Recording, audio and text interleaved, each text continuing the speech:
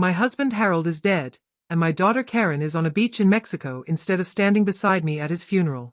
I can't stop staring at the empty chair in the front row where she should be sitting.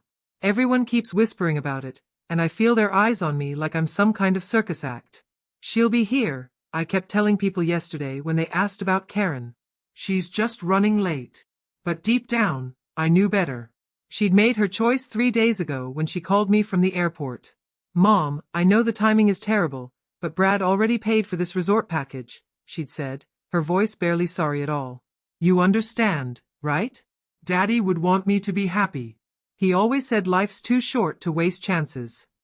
I wanted to tell her that Harold had been asking for her every single day in the hospital. His last words were actually her name, not mine. But I just said okay and hung up the phone. Now I'm sitting here in this uncomfortable wooden chair, watching strangers carry my husband's coffin.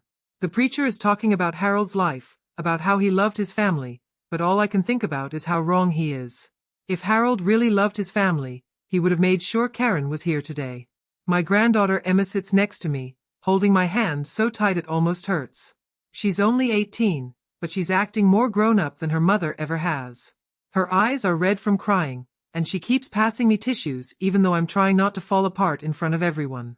I can't believe Mom isn't here, Emma whispers to me during the prayer. This is so messed up. I squeeze her hand back but don't say anything. What can I say? That her mother has always been selfish? That Harold spent the last 2 years of his life making excuses for Karen's behavior? That I'm starting to wonder if my daughter even cares that her father is gone? The funeral home is packed with people I haven't seen in years.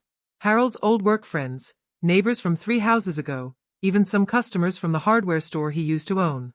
They all came to pay their respects, but his own daughter couldn't be bothered to cancel a vacation. Mrs. Jenkins from down the street comes up to me after the service. Where's Karen, dear? She asks, looking around like she might have missed her. She had some important business to take care of. I lie, because what else am I supposed to say? That my daughter chose margaritas over her father's funeral?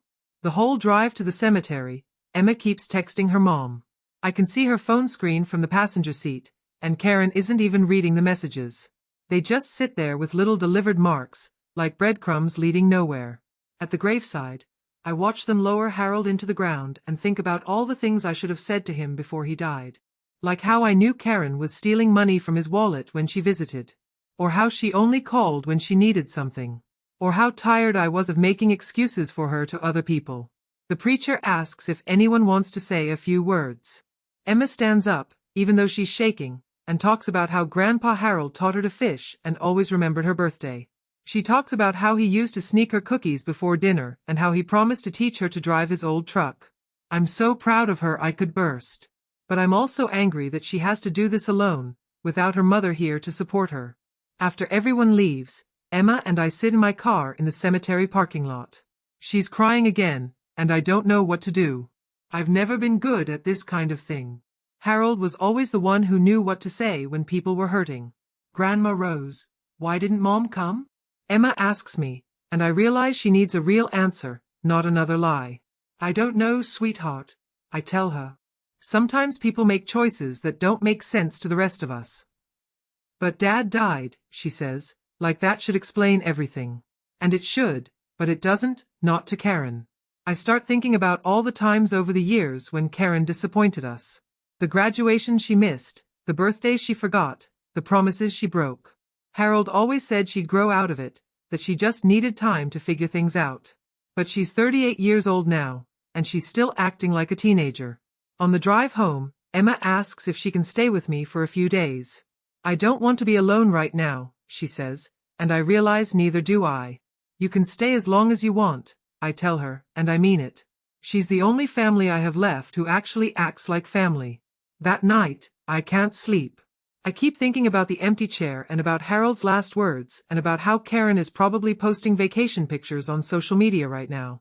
I get up and go to Harold's study, where he kept all his important papers. I've never really looked through his desk before. He always handled the money stuff, the legal stuff, all the grown-up paperwork that seemed too complicated for me to understand. But now I need to figure out what happens next. There are bills to pay, insurance forms to fill out, and somewhere in all these papers is Harold's will.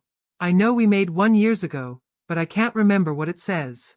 We were both so young then, and it seemed like something we'd never actually need. I find it in the bottom drawer, in a folder marked Important Documents. It's only 3 pages long, and most of it is legal words I don't understand. But I can read the part about who gets what when we die. Everything goes to me first, then to Karen when I die. It's simple and straightforward, the way Harold always liked things to be. But as I read it again, I start thinking about Emma and how she was the one who held my hand today. She was the one who spoke at the funeral. She was the one who offered to stay with me so I wouldn't be alone. I put the will back in the folder and closed the drawer. But I can't stop thinking about it. And I can't stop thinking about that empty chair and about what Harold would say if he knew his daughter chose a vacation over his funeral. Maybe it's time I made some changes of my own. Emma is asleep in the guest room, and the house is quiet except for the old clock ticking in the hallway. I sit in Harold's chair and think about fairness and family and what it really means to be there for the people you love. By morning, I know what I need to do. I need to call a lawyer. Monday morning hits me like a slap in the face when I wake up and remember Harold isn't making coffee in the kitchen. Emma is already up, sitting at the table with her laptop, probably doing homework or texting her friends about how weird her family is. I have to go see a lawyer today, I tell her while I pour myself coffee from the pot she made. About your grandfather's will and some other things. She looks up from her computer. Do you want me to come with you? No, sweetheart. This is something I need to handle myself. The truth is, I don't want Emma to know what I'm thinking about doing. Not yet. She might try to talk me out of it, or worse, she might agree with me, and then I'd feel even more guilty about the whole thing. Jonathan Mitchell's law office is in one of those old brick buildings downtown that makes you feel like you're walking into a bank from 50 years ago. The secretary, a woman about my age with perfectly styled gray hair, tells me to have a seat and that Mr. Mitchell will be right with me. I sit in a leather chair that's probably worth more than my car and try to practice what I'm going to say. I want to change my will because my daughter is selfish. Sounds pretty awful when you say it out loud. But I want to make sure my granddaughter is taken care of. Sounds better. Mrs. Patterson? A tall man in an expensive suit comes out of an office. I'm Jonathan Mitchell. I'm so sorry for your loss. Harold was a good man. His office has more books than I've ever seen in one place, all lined up on shelves that go from floor to ceiling. There's a big wooden desk covered with papers and files, and pictures of his family scattered around. Thank you for seeing me on such short notice, I say, settling into another leather chair across from his desk. Of course. What can I help you with today? I take a deep breath. I want to make some changes to my will. After what happened at Harold's funeral, I've been doing some thinking about my family situation. Mr. Mitchell nods and pulls out a thick file. Let me get Harold's paperwork so we can review your current arrangements. He flips through several documents, and I watch his eyebrows scrunch together like he's confused about something. Is there a problem? I ask. He looks up at me with an expression I can't quite figure out. Mrs. Patterson, when was the last time you and Harold discussed your estate planning? Oh, I don't know. Maybe 10 years ago?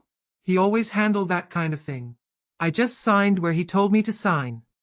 Mr. Mitchell's face gets very serious, and he closes the file. I'm afraid there's something you need to know about Harold's recent changes to his will. My stomach drops like I'm on a roller coaster. What kind of changes? 3 months ago, Harold came to see me. He wanted to update his will to reflect some concerns he had about your health and your ability to manage your finances. I feel like he just told me Harold had been cheating on me. My health? What's wrong with my health? According to Harold, you've been having some memory issues, some confusion about money matters. He was worried about you making decisions about the estate without proper guidance. This is ridiculous. I balance our checkbook every month. I pay all the bills on time. I remember everything that matters. Mr. Mitchell, I think there's been some kind of mistake. He opens the file again and shows me a document with Harold's signature at the bottom. Harold's new will leaves the house, the business, and all your savings directly to Karen, with a provision for you to receive a monthly allowance for living expenses. The words hit me like a physical blow. I can actually feel my heart pounding in my chest.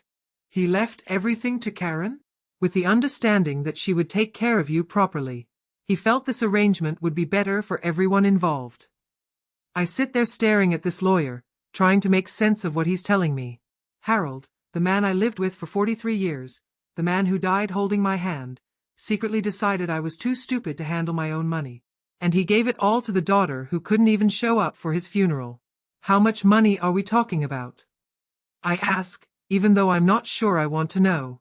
Mr. Mitchell looks through more papers. The total estate value is approximately $2.3 million. That includes the house, Harold's business interests, savings accounts, and life insurance policies. $2.3 million. I had no idea we had that much money. Harold always said we were comfortable but not rich. Apparently, we were rich, and now it all belongs to Karen. Mrs. Patterson, are you all right? You look a little pale. I'm more than pale. I'm furious. But I'm also confused and hurt and trying to figure out what this means for Emma and me. Did Harold mention why he thought I was having memory problems? I ask. He said Karen had noticed some concerning incidents. Forgotten conversations, missed appointments, some confusion about dates and times. She was apparently quite worried about you. Karen was worried about me? The same Karen who calls me maybe once a month and never visits unless she needs something? The same Karen who forgot my birthday last year and Harold's birthday the year before that? Mr. Mitchell, I need to ask you something, and I want an honest answer. Do I seem confused or mentally impaired to you right now? He looks uncomfortable. No, Mrs. Patterson. You seem perfectly sharp to me. Then why would Harold think otherwise? I can only tell you what he told me. Perhaps you should discuss this with Karen when she returns from her trip. Her trip. Right. The vacation that was more important than her father's funeral. Is there any way to contest this will? I ask. That would be very difficult. Harold was of sound mind when he made these changes, and he had legitimate concerns about your welfare. Unless you can prove that Karen somehow influenced him improperly, the will is likely to stand. I thank Mr. Mitchell for his time and walk out of his office feeling like my whole world just turned upside down. Not only did my husband not trust me with our money, but he gave it all to the daughter who treats us both like we're burdens. In the parking lot, I sit in my car and try to think. There has to be more to this story. Harold wasn't the kind of man who made big decisions without talking to me first. We discussed everything together, from what to have for dinner to where to go on vacation. But apparently, he discussed our future with Karen instead. I drive home slowly, trying to piece together the last few months of Harold's life. Were there signs I missed? Did he really think I was losing my mind? Or did someone convince him I was? Emma is still at the kitchen table when I get back, but now she's surrounded by photo albums and tissues. I've been looking through Grandpa's pictures, she says, wiping her eyes. Look at this one from my high school graduation. It's a picture of Harold and me standing with Emma in her cap and gown. We're all smiling, and Harold has his arm around both of us. Karen isn't in the picture because she had to work that day. Or at least that's what she said. Emma, can I ask you something?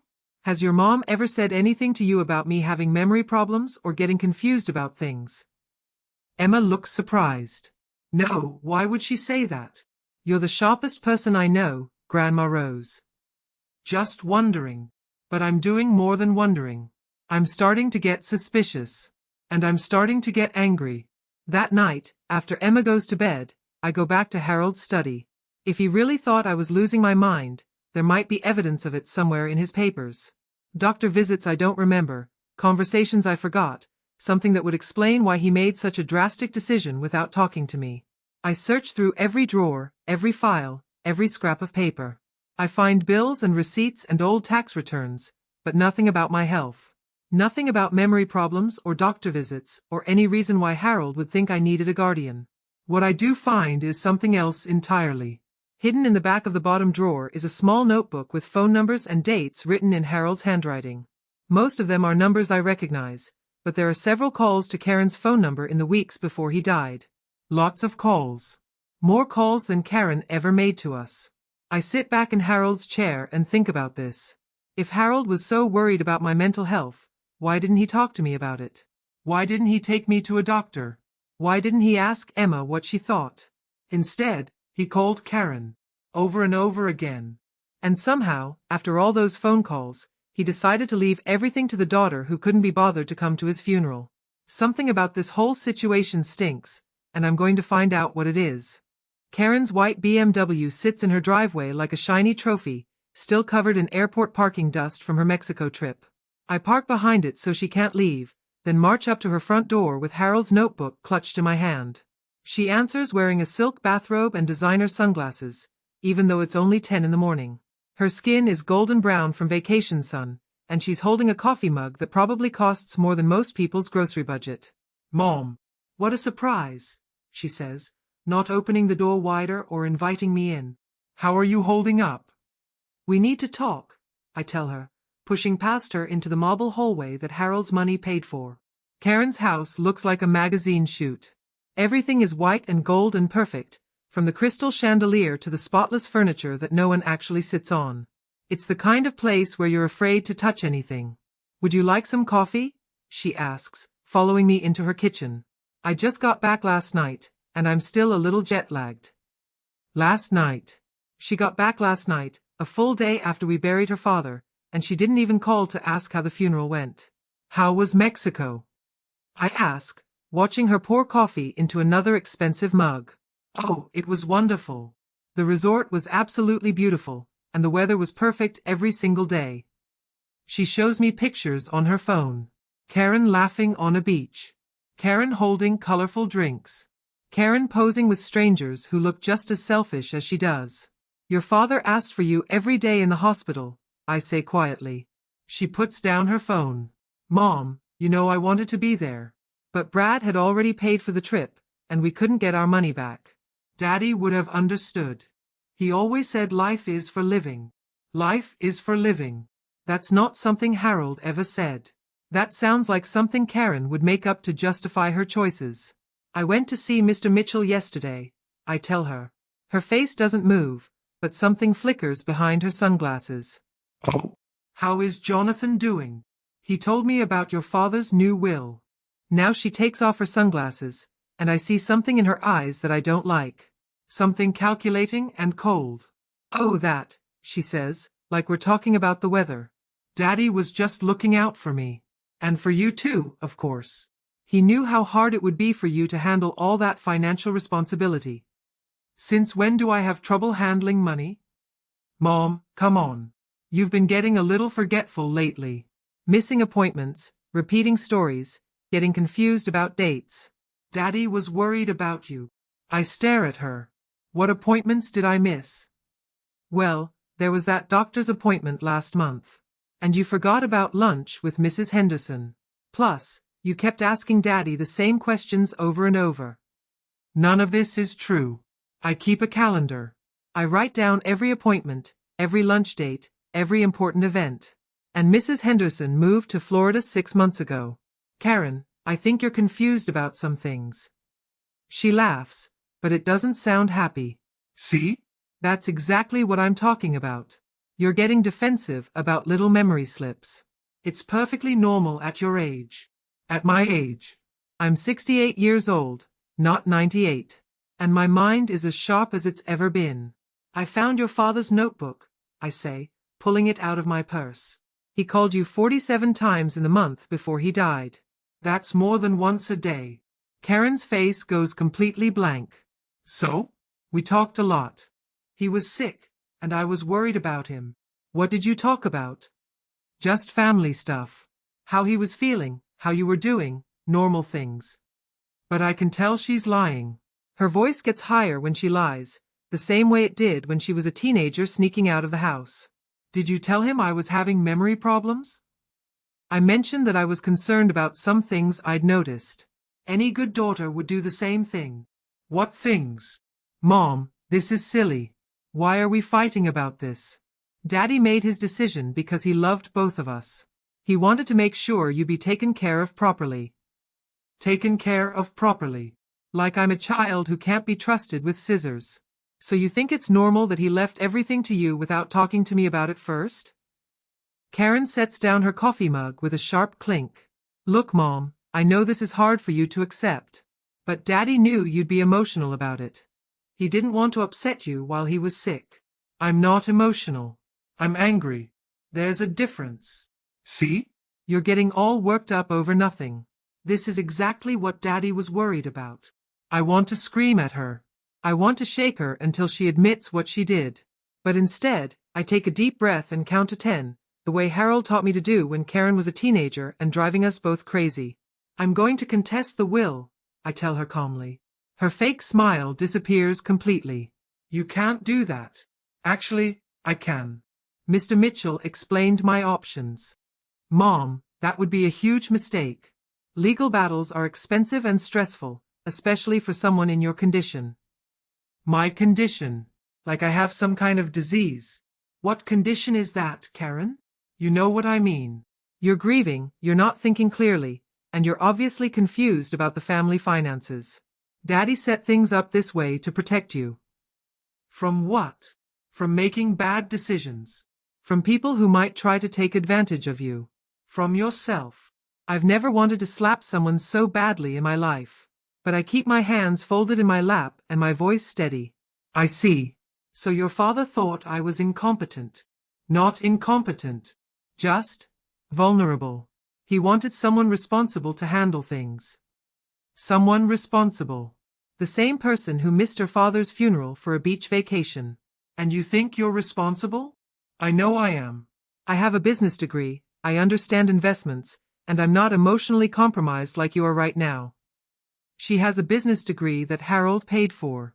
She understands investments because Harold taught her about them when she needed money for her house. And she's not emotionally compromised because she doesn't care about anyone but herself.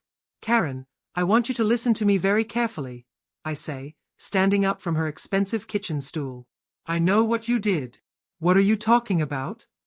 I think you convinced your father that I was losing my mind so he'd leave you everything in his will. Her face turns red, and for a second she looks just like she did when she was 5 years old and got caught stealing cookies. That's ridiculous. And it's exactly the kind of paranoid thinking that proves Daddy was right to be concerned about you. Is it paranoid to wonder why you called him so much? Is it paranoid to notice that he never mentioned these supposed memory problems to me? Is it paranoid to think it's suspicious that you didn't come to his funeral? I explained about the trip dash. You chose a vacation over your father's funeral. That tells me everything I need to know about who you really are. Karen slams her coffee mug down on the counter so hard that coffee splashes everywhere. Don't you dare judge me. I've been nothing but patient with you and Daddy for years. Do you have any idea what it's like having a father who calls you crying because he's worried about his wife's mental health? Do you know how many nights I stayed up talking him through his fears about your future? What fears? He was terrified that you'd end up in some nursing home because you couldn't take care of yourself anymore. He was scared that you'd give away all your money to scammers or make terrible financial decisions. He wanted to make sure you'd always be comfortable and safe. This sounds almost believable, except for one thing. Harold never cried. Not once in 43 years of marriage did I ever see him shed a tear, not even when his own mother died. Did he really cry, Karen? Or are you making that up too?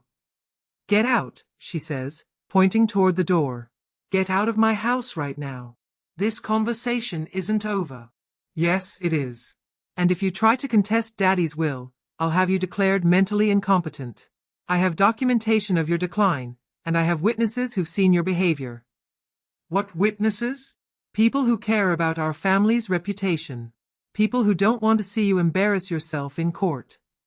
I walk toward her front door, but I turn around before I leave. Karen, your father's last word was your name. He died asking for you, and you weren't there. You'll have to live with that for the rest of your life. She doesn't say anything, but I see tears in her eyes for the first time since I arrived. Good. Maybe she's not completely heartless after all. But as I drive away from her perfect house, I realize something important. Karen isn't just greedy.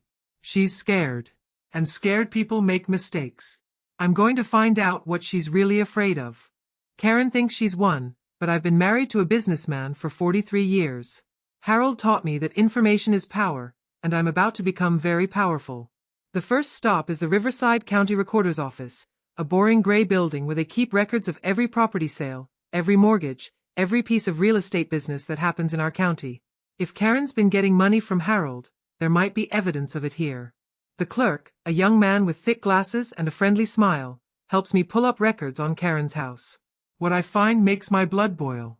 Harold didn't just help Karen buy her house. He bought it for her.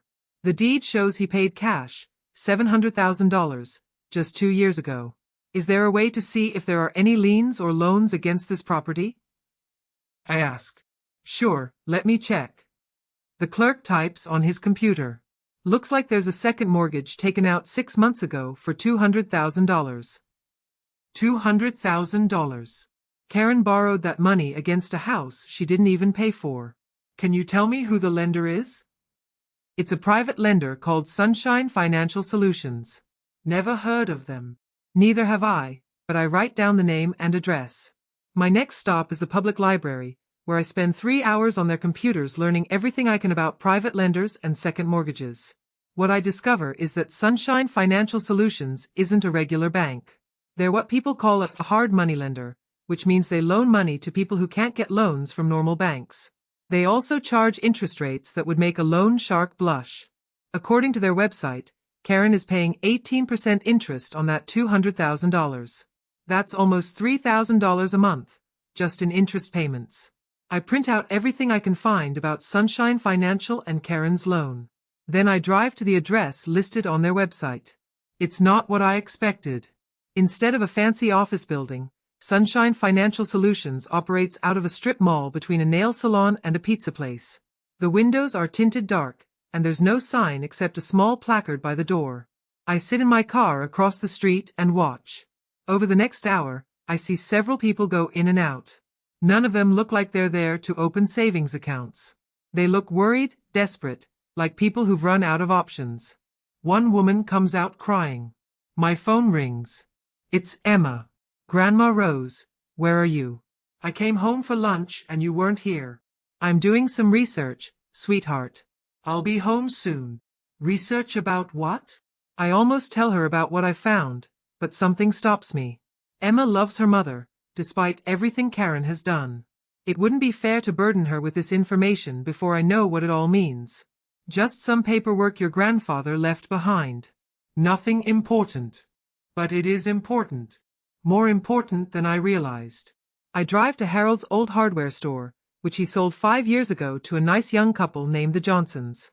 Maybe they remember something about Karen's visits or phone calls. Mrs. Johnson is behind the counter, helping a customer find the right size screws for a fence repair. She's probably 40 years old, with paint under her fingernails and a genuine smile. Mrs. Patterson, how are you holding up? We were so sorry to hear about Harold. Thank you. He always spoke highly of you and your husband. He was a good man. Honest as the day is long, and he really cared about his customers. We chat for a few minutes about the store and how business is going. Then I ask what I really came here to find out. Did Karen ever come by the store? Maybe in the last few months. Mrs. Johnson's face gets a little uncomfortable. Well, yes, she did stop by a few times. She was asking about the store's value, whether we might be interested in selling it back. Selling it back? She said Harold was thinking about getting back into the business, maybe as something to leave to his granddaughter. But we told her we weren't interested in selling. Harold wasn't thinking about getting back into the business. He was 72 years old and had been retired for 5 years. He spent his time fishing and working in his garden, not dreaming about running a hardware store again. Did she mention why Harold wanted to buy it back? She said something about family legacy and making sure Emma would have something to inherit.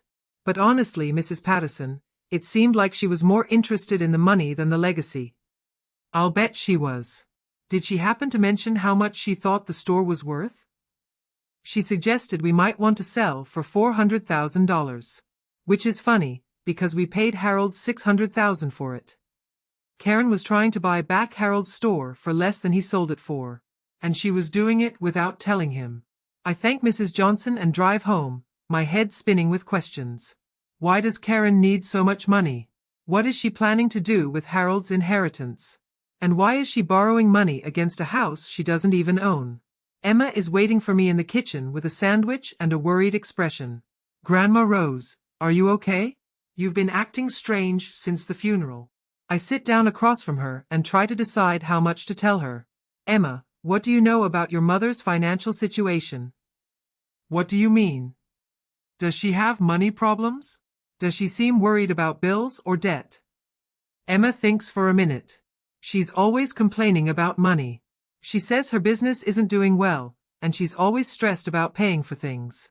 But she still buys expensive stuff and goes on vacations, so I figured it couldn't be that bad. What kind of business does she have? She calls herself a marketing consultant, but I don't really know what that means. She works from home mostly, and she's always on the phone with people about websites and social media stuff. A marketing consultant who needs to borrow $200,000 at 18% interest. That doesn't sound like a successful business to me. Emma, has your mother ever mentioned wanting to sell your grandfather's store? The hardware store? No, why would she want to sell it? Grandpa doesn't own it anymore. Just curious. But I'm more than curious. I'm starting to see a pattern. Karen needs money, lots of it, and she's been trying to get it any way she can. She borrowed against her house, she tried to buy back Harold's store for less than it was worth, and now she's inherited over $2 million from a man she convinced was losing his mind. That night, after Emma goes to bed, I call my friend Margaret, who used to work at the bank where Harold kept his business accounts. Rose, I'm so sorry about Harold. He was such a good man. Thank you, Margaret. I have a question that might sound strange, but I need to know. In the months before Harold died, did Karen ever come to the bank asking questions about his accounts? Margaret is quiet for a long moment. Rose, you know I can't really discuss bank business, even with you. I'm not asking for account numbers or balances. I just need to know if she was there. Another pause. She came in a few times. Said she was worried about Harold's memory and wanted to make sure all his accounts were in order. What did she want to know? She asked about his business accounts, his savings, whether he had any safe deposit boxes. She seemed very concerned about his financial management. His financial management. Harold managed money better than anyone I knew. He never missed a payment, never bounced a check, never made a bad investment. Did she ask about me? She mentioned that you've been having some trouble remembering things, and she wanted to make sure the accounts were set up so someone could help you if needed. Margaret, I need you to be honest with me. Do I seem like someone who's having memory problems? Absolutely not. You're sharp as a tack, Rose. You always have been. After I hang up, I sit in Harold's chair and try to put all the pieces together. Karen convinced Harold I was losing my mind. She convinced the bank that Harold was worried about his financial management. She tried to buy back his store for less than it was worth. She borrowed money against a house she didn't pay for. And now she's inherited over $2 million. But there's something else, something I'm missing. Karen isn't just greedy. She's desperate. People don't pay 18% interest unless they're in serious trouble. I think about the woman I saw crying outside Sunshine Financial Solutions. I think about Karen's perfect house and expensive clothes and vacation in Mexico. I think about the fact that she threatened to have me declared incompetent if I contest Harold's will. She's not just stealing my inheritance. She's trying to steal my life. But I have something she doesn't know about. Harold was careful about everything, and he always kept detailed records. If Karen has been manipulating him, there might be evidence of it somewhere. I just have to find it.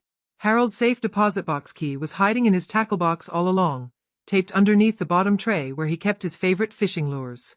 I found it this morning while looking for something to remember him by, and now I'm sitting in First National Bank waiting for the manager to let me inside box 247. Mrs. Patterson, I'm sorry for your loss, says Mr. Chen, the bank manager. Harold was one of our most trusted customers. The safe deposit box room is cold and quiet, like a library where no one's allowed to talk. Mr. Chen uses his key and my key at the same time, and the long metal box slides out of the wall. I'll give you some privacy, he says, closing the door behind him. Inside the box are documents I've never seen before. Bank statements from accounts I didn't know existed. Letters with Harold's handwriting. And at the bottom, a thick manila envelope with my name written on it in Harold's careful script. Inside the envelope is a letter dated just 1 week before Harold died. My dearest Rose, it begins. If you're reading this, then I'm gone and you've found what I was hiding from you. I'm ashamed of what I did, and I need you to know the truth about Karen and about the will. My hands shake as I keep reading. Karen has been lying to both of us. She told me you were having memory problems, that you were getting confused and forgetting things. She even had people call me pretending to be doctors, saying they were worried about your mental health. I believed her because I wanted to protect you. People called pretending to be doctors. My own daughter hired actors to convince her father I was losing my mind. But last month I started watching you more carefully, and I realized you're as sharp as you've always been. I hired a private investigator to look into Karen's claims, and what he found broke my heart. She's been gambling, Rose. She owes money to some very dangerous people, and she needs our inheritance to pay them back. Gambling. That explains the expensive house, the fancy clothes, the constant need for money. I tried to change my will back, but Karen found out and threatened to move you into a nursing home if I didn't leave everything to her. She said she had legal documents proving you were incompetent, and that she could have you committed. I was scared, Rose. I was dying, and I was scared of what she might do to you. I have to stop reading because I'm crying too hard to see the words. Harold didn't betray me. He was trying to protect me from our own daughter. I've been moving money into a secret account that Karen doesn't know about. There's almost $500,000 in it, enough to take care of you and Emma for the rest of your lives. The account information is in this envelope. But more importantly, I hired a lawyer named Patricia Santos to help you fight Karen's will. She has all the evidence about Karen's lies and debts. Call her immediately. At the bottom of the letter is a phone number and one final message. I'm sorry I wasn't brave enough to stop Karen while I was alive. But I trust you to be braver than I was. Fight for yourself, Rose. Fight for Emma. Fight for us. I sit in that cold room and cry for 10 minutes. Then I dry my eyes, put everything back in the envelope, and walk out of the bank with a plan. Patricia Santos works out of a small office above a coffee shop downtown. She's younger than I expected, maybe 40 years old, with short black hair and eyes that don't miss anything. Mrs. Patterson, I've been expecting your call. Harold told me everything about Karen's manipulation. How much do you know? I know she convinced Harold you were having memory problems. I know she hired people to make fake phone calls. I know she owes over $300,000 to illegal gambling operations. And I know she threatened to have you committed if Harold didn't change his will. $300,000. No wonder she was desperate. Can we prove any of this? Patricia opens a thick file. Harold was very thorough. He recorded some of his phone calls with Karen. He hired a private investigator who documented her gambling habits. He even got copies of the fake medical reports she created. She plays a recording of Karen's voice saying, "Daddy, I'm really worried about Mom." She called me 3 times yesterday asking the same question about her doctor's appointment. I think she might be getting Alzheimer's. I never called Karen about any doctor's appointment. I never call Karen unless it's an emergency. There's more, Patricia says, playing another recording. If you don't leave everything to me, I'll have to put Mom in a home. She can't take care of herself anymore, and I have legal documentation proving she's incompetent. She doesn't have any legal documentation, I tell Patricia. I know. But Harold didn't know that. She scared him into changing his will by threatening you. What do we do now? We set a trap. Karen thinks she's won, but she doesn't know about the evidence Harold collected. We're going to let her think she's safe, and then we're going to destroy her in court. How? First, we need to get her to admit what she did. People like Karen can't help bragging when they think they've gotten away with something. Patricia hands me a small device that looks like a pen. It's a recording device. I want you to invite Karen to dinner and get her talking about the will. Get her to admit she lied about your memory problems. What if she doesn't come? Oh, she'll come. Tell her you've accepted the will and you want to discuss the arrangements for your monthly allowance. She won't be able to resist gloating. That evening, I call Karen from my kitchen phone while Emma does homework at the table. Hi, Karen. I've been thinking about our conversation the other day, and I realize you were right. Your father knew what was best for both of us. Karen's voice immediately gets friendlier. Oh, Mom, I'm so glad you're being reasonable about this. I know it's hard, but Daddy really did want what was best for everyone. I was wondering if you'd like to come to dinner tomorrow night. We should probably discuss how the monthly allowance will work. Of course. I'd love to come over and talk about everything. Should I bring anything? Just yourself. I'll make Harold's favorite meal. After I hang up, Emma looks up from her homework. You're having Mom over for dinner? Yes, we need to talk about some family business. Are you going to tell her about Grandpa's letter? I haven't told Emma about the letter, but she's smart enough to know I found something important. Not yet, sweetheart. But soon. The next day, I spend hours preparing Harold's favorite dinner. Pot roast with carrots and potatoes, green beans from our garden, and apple pie for dessert. The same meal I cooked for his birthday every year. Karen arrives exactly on time, carrying a bottle of expensive wine and wearing a dress that probably cost more than most people make in a week. The house smells wonderful, she says, kissing my cheek like nothing bad ever happened between us. During dinner, she talks about her vacation, her business, her plans for redecorating her house. She doesn't mention Harold once. So, she says over dessert, about the monthly allowance. I was thinking $2,000 should be plenty for your expenses. $2,000 a month out of a $2 million inheritance. Less than I spend on groceries and utilities. That sounds reasonable, I say, even though it makes me want to scream. Great. And I'll handle all the investment decisions and property management. You won't have to worry about any of that complicated stuff. I appreciate that. I know your father thought I wasn't capable of handling financial matters. Karen's smile gets wider. Well, you have been getting a little forgetful lately. It's completely normal at your age. What kind of things have I been forgetting? Oh, appointments, conversations, names, little things that add up over time. I don't remember being forgetful. See? That's exactly what I mean. Daddy was so worried about you. The recording device in my pocket is getting every word. Did you talk to him about it often? All the time. I called him every day to check on both of you. He would tell me about the things you'd forgotten or the times you seemed confused. What kinds of things? Well, there was that time you forgot Mrs. Henderson's birthday party. And you kept asking him the same questions about your medication. Plus, you had that incident at the grocery store where you couldn't remember how to get home. None of this ever happened. Mrs. Henderson moved to Florida. I take one medication and I know exactly what it's for. And I've been shopping at the same grocery store for 20 years. I'm glad you were looking out for me, I say. That's what daughters do. And now I can take care of you properly, just like Daddy wanted. Did he ever have doubts about the will? Karen's face gets a little tight. What do you mean? I just wondered if he ever second-guessed his decision. No, never. He was completely sure that this was the right thing to do.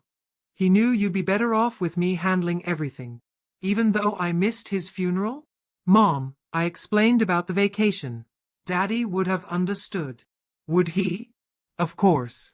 He always said family comes first, but he also believed in living life to the fullest. Is that why you borrowed money against the house he bought you? Karen's wine glass stops halfway to her mouth. What? The $200,000 from Sunshine Financial Solutions. Was that living life to the fullest? Her face goes completely white. How did you know about that? I know a lot of things, Karen. Including why you really needed Harold's inheritance. She sets down her wine glass with shaking hands. I don't know what you're talking about. I think you do. Karen stands up so fast her chair falls over. I think I should go. Yes, I say calmly. I think you should. After she leaves, I sit at my kitchen table and listen to the recording. Every lie, every manipulation, every cruel thing she said about me is captured forever. Tomorrow, Patricia Santos and I are going to court. And Karen is going to learn that some traps take 43 years to set. Judge Maria Rodriguez has been on the bench for 20 years, and her reputation for seeing through lies is legendary in our county. She's also known for protecting elderly people from family members who try to take advantage of them. I sit in the front row of the courtroom with Emma on one side and Patricia Santos on the other. Behind us are Harold's old friends, neighbors who've known me for decades, and Mrs. Johnson from the hardware store. They all came to support me, to tell the truth about who I really am. Karen sits across the aisle with her expensive lawyer, a man in a $1,000 suit who keeps checking his phone like he has somewhere more important to be. Your Honor, Patricia begins, we're here today because Harold Patterson's will was obtained through fraud, coercion, and elder abuse. His daughter Karen convinced him that his wife of 43 years was mentally incompetent, and she used that lie to steal a $2 million inheritance. Karen's lawyer objects immediately. Your Honor, Harold Patterson was of sound mind when he made his will. He had legitimate concerns about his wife's ability to manage their estate. Then let's hear the evidence, Judge Rodriguez says.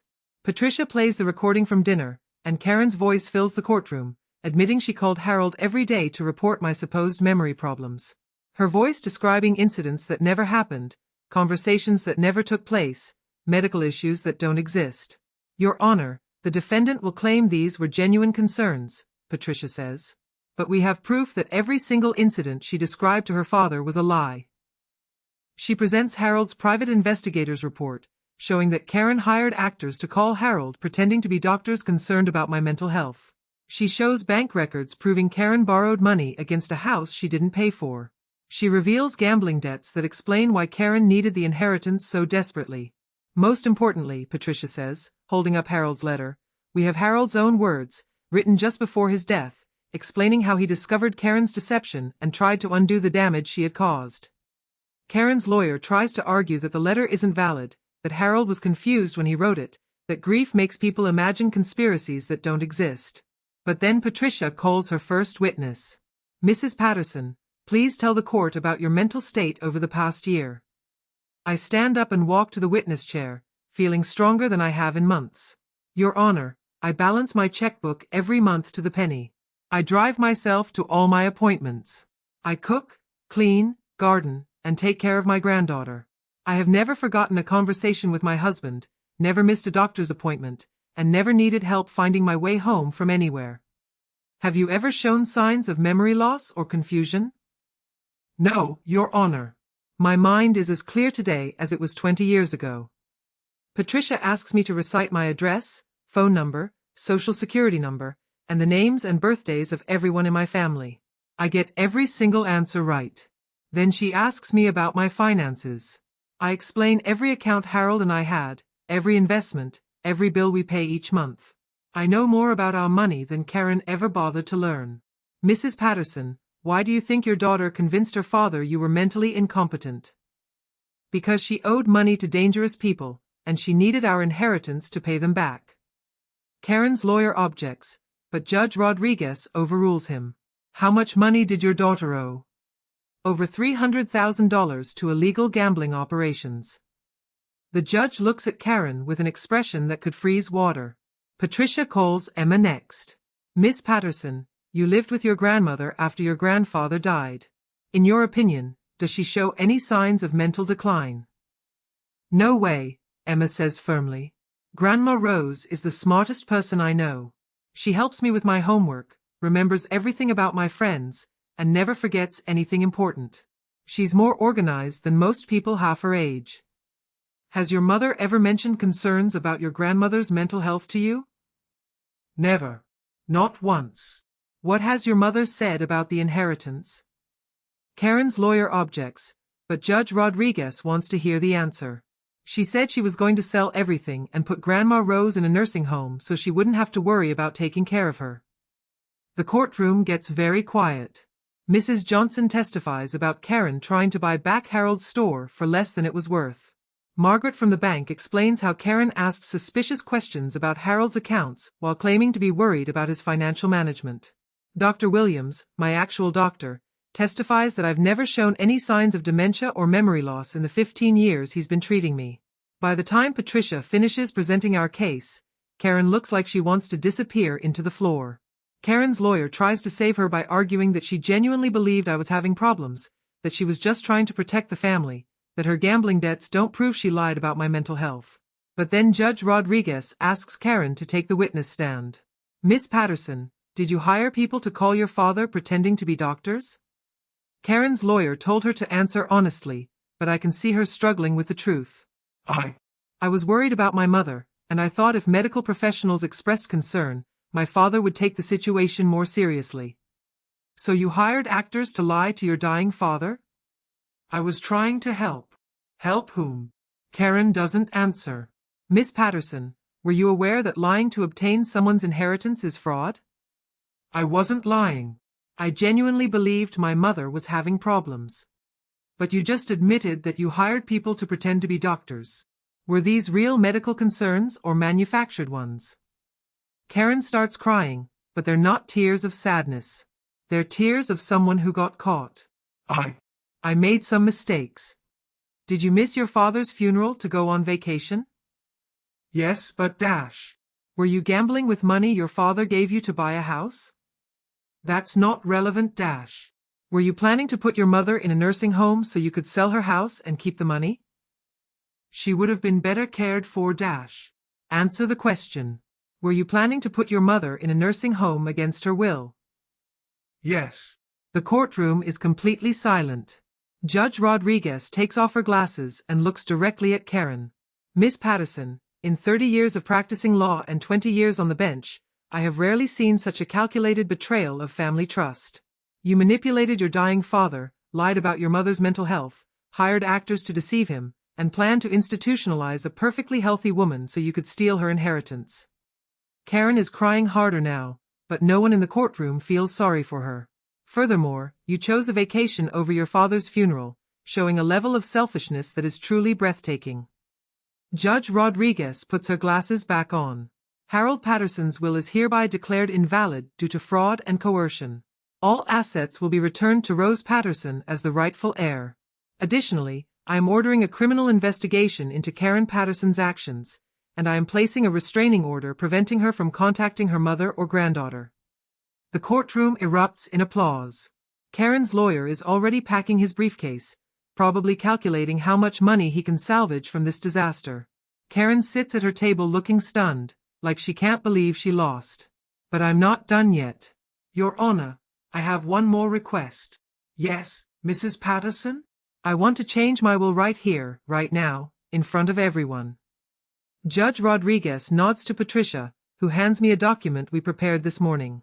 I leave my entire estate to my granddaughter Emma Patterson, who showed me what family loyalty really means when she held my hand at her grandfather's funeral. Emma starts crying, but these are happy tears. I also want to establish a fund to help other elderly people who are being taken advantage of by their own children. Judge Rodriguez smiles for the first time all day. Motion approved. As we walk out of the courthouse, reporters are waiting. The story of Karen's betrayal has already made the local news, and by tomorrow it will be a cautionary tale that families across the country will read about. Mrs. Patterson, how do you feel about winning your case? Asks a young reporter. I feel like justice was served. But more importantly, I feel like my husband can finally rest in peace.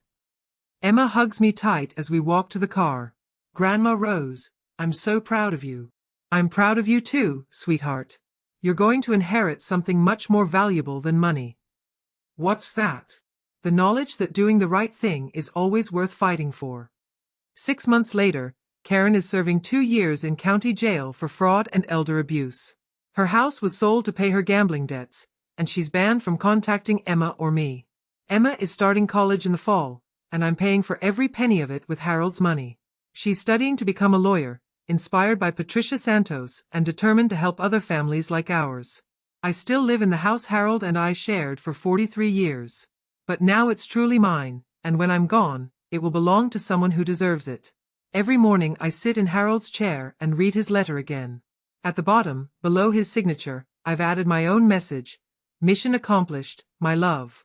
Our granddaughter is safe, and justice was served. You can rest now. Sometimes the best revenge isn't getting even. Sometimes it's making sure the right person wins in the end. And sometimes, it takes a grandmother to teach the world what real family values look like.